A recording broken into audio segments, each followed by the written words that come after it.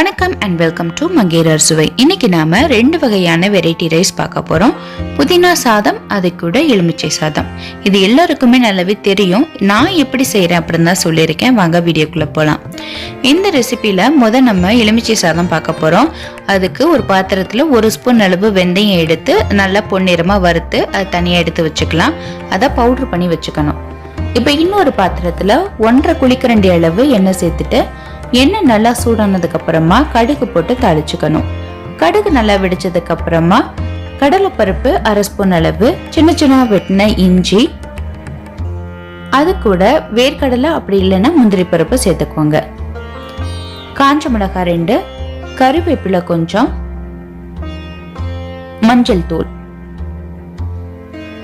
அது கூட நம்ம வறுத்து பொடி பண்ணி வச்சிருக்கிற வெந்தயத்தூள், இது எல்லாத்தையும் சேர்த்து ஒரு முறை நல்லா எண்ணெயில வதக்கி விட்டுக்கலாம். ஸ்டவ்வை இப்போ லோ ஃப்ளேம்ல வச்சுக்கோங்க. ஏன்னா நம்ம இதுல பெருங்காயத்தூள் சேர்க்க போறோம்.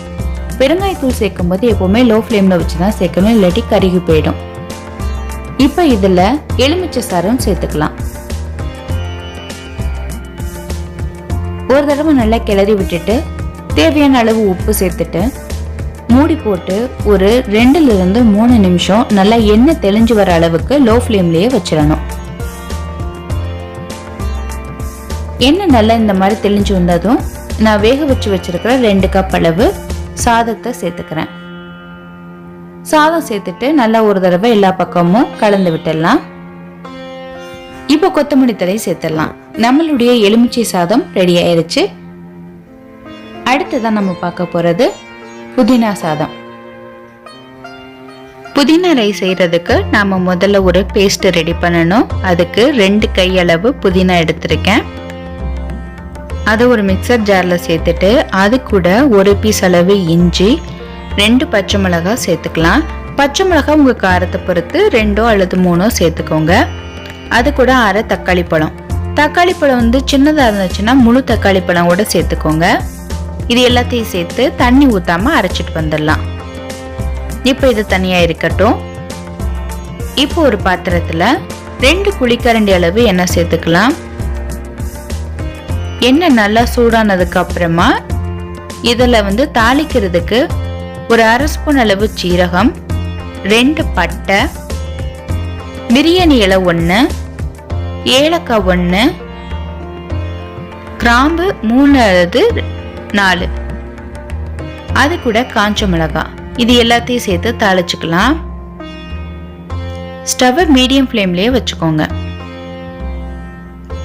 இப்ப இது கூட முந்திரி பருப்பு ஒரு 5 அல்லது 6 சேர்த்துக்கலாம். உங்களுக்கு விருப்பம் இல்லைன்னா நீங்க சேர்க்க தேவை கிடையாது. இப்ப முந்திரி பருப்போட கலர் நல்லா மாறணும். அது மாறினதுக்கு அப்புறமா ஒரு கையளவு பெரிய வெங்காயம் சேர்த்துக்கலாம். நீள் வாக்குல நறுக்கி சேர்த்துக்கணும். வெங்காயம் நல்லா பொன்னிறமா வதங்கினதுக்கு அப்புறமா நாம இதுல தனியா அரைச்சு வச்சிருக்கோம் இல்லையா புதினா பேஸ்ட், அதையும் சேர்த்துக்கலாம்.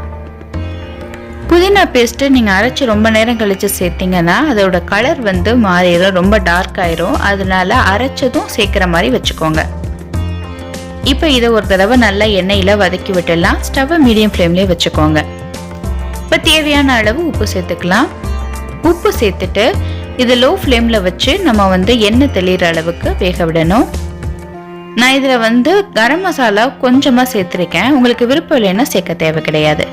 எண்ணெய் தெளிஞ்சதுக்கு அப்புறமா இதுல நம்ம சாதத்தை சேர்த்துடலாம். சாதம் ஒரு 75-80% வெந்திருந்தா போதும். மீதம் நம்ம இதுல வேக வைக்கிறோம் இல்லையா, அதுலயே வெந்துடும். ரொம்ப வெந்திருந்துச்சுன்னா குழஞ்சு போயிடும். நம்மளுடைய புதினா ரைஸும் தயாராயிருச்சு. நீங்களும் உங்க வீட்டில் ட்ரை பண்ணி பார்த்துட்டு எப்படி இருந்துச்சுன்னு உங்க கமெண்ட்ஸ் எனக்கு போஸ்ட் பண்ணுங்க. இந்த வீடியோ உங்களுக்கு பிடிச்சிருந்தா உங்களுடைய ஃப்ரெண்ட்ஸுக்கும் இந்த வீடியோவை ஷேர் பண்ணுங்க. மறக்காம மங்கையர் அறுசுவையை சப்ஸ்கிரைப் பண்ணுங்க. நன்றி, வணக்கம்.